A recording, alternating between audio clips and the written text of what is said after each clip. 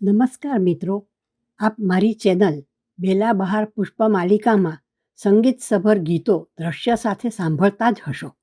હવે આ મહેક વીબી નામની નવી ચેનલ શરૂ કરી છે, જેમાં અધિકતર ગુજરાતી સાહિત્યની સમૃદ્ધિ દર્શાવતા કાવ્યોનો રસાસ્વાદ કરાવીશું અને સંસ્કૃત સાહિત્યમાંથી સ્તોત્રો, શ્લોકો વગેરે વિશે જાણીશું.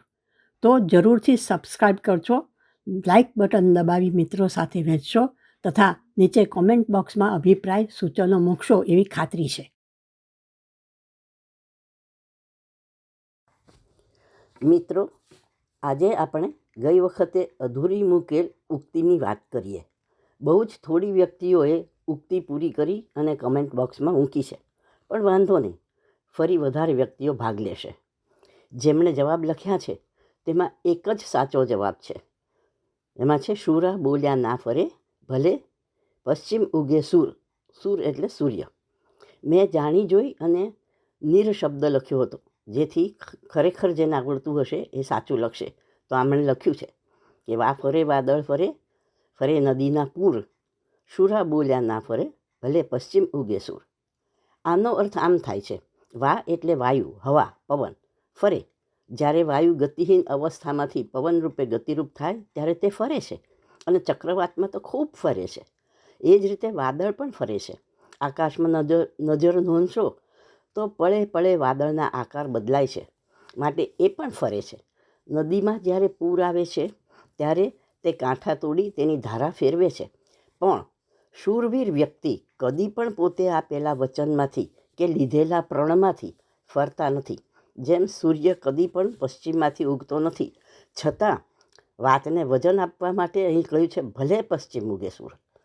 જો સૂર્ય પશ્ચિમમાં ઉગે તો પણ વચનબદ્ધ વ્યક્તિ વચનમાંથી ડગતી નથી, ફરતી નથી. પછી ભલે એ પૂરું કરવામાં વચ્ચે આવતા અવરોધો સાથે બાથ ભીડતા પ્રાણ જાય. મેં લીધેલી બીજી યુક્તિઓમાંથી એક બેના અર્થ આપણે જોઈએ. ગઈ સંપત તો સાંપડે, ગયા વળે છે વાણ, ગત અવસરના સાંપડે, ગયા ન આવે પ્રાણ. જો સંપત્તિ સરી જાય તો ફરી મહેનત કરી મેળવી શકાય છે. એ જ રીતે પહેલાંના વખતમાં વેપાર વાણ દ્વારા થતો, ત્યારે જો સાગરના તોફાનમાં વાણ આડે ચડી જાય તો એ પણ પાછા વાળી શકાય છે. પણ સત્કર્મ કરવાનો અવસર જો ચૂક્યા તો એ ફરી મળતો નથી.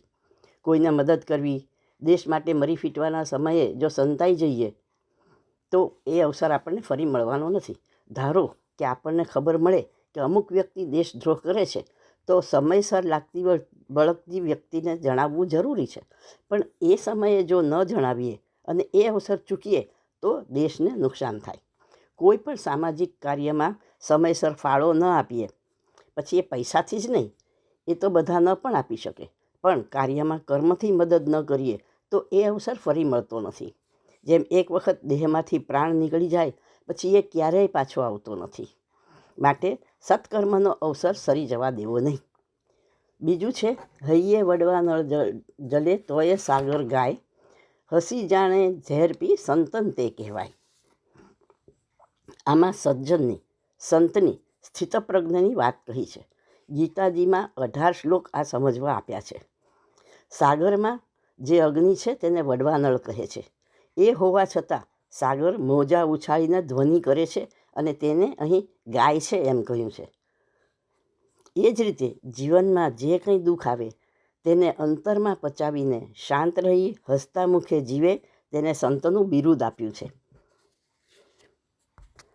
ચાલો તો મિત્રો, ફરી વખત આવી રીતે અર્થસભર ઉક્તિઓ કે સુભાષિતો લઈને આવીશું.